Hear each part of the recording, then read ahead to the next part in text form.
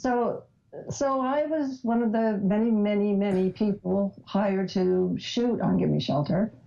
And I was dropped the night before the concert. By helicopter? I was dropped in by helicopter.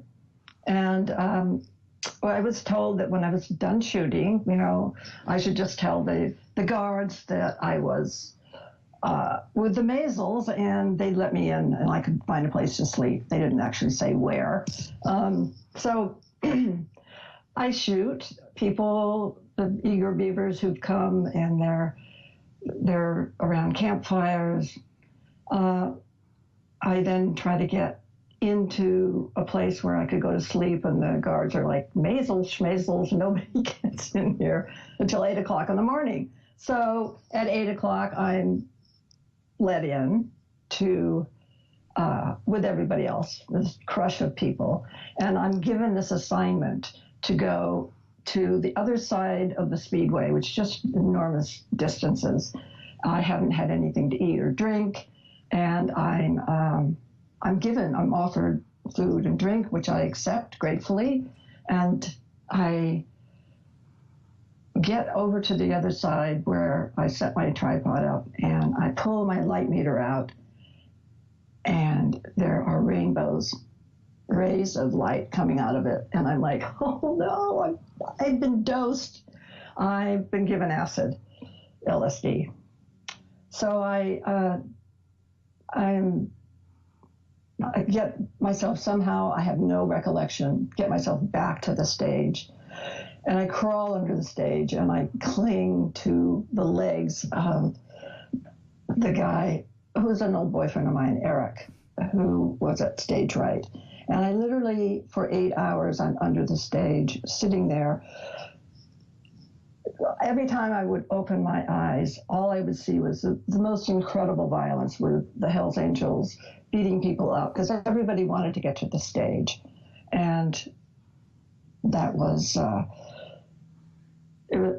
it increased the terribleness of the trip that I was going through. I really thought I was going to die.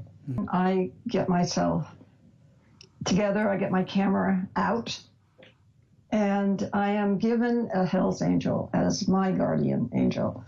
And he and I go to the back of the stage, and they put me up on some equipment, and I become transfixed with this guy in the front of the stage, who is on the same trip that I was on. I could really relate to that. And I started shooting him, and Mick Jagger's prancing around in the foreground. I'm not paying, he's out of focus. I'm not paying attention to Mick. It's all about this guy. And I must have shot an entire magazine on him. Mm-hmm. And then the Hells Angel rips him off the stage, and that's that. Mm-hmm. So that shot became the shot that everybody claimed that they had made. And there were 4 people. So then many years later, they're remastering the film, and I think it was Criterion. And Charlotte calls me up. Charlotte and I became very close friends, and said, I've just seen the interview that Al Maysles did for the re-release, and he's saying that he did that shot. What do you want me to do about it? And I was like, well, I mean, I did it. I know I shot it. Charlotte knew I shot it. And I said, well, see what you can do. See if we can set the record straight. So she obviously talked to Al. Al called me, it must have been a month later, and says, I hear you're claiming that you did that shot. And I am like, yes, I did do it. And there was this long pause. And then he said very graciously, well, I've enjoyed having that story to tell for the last 30 years. Let it be yours for the next.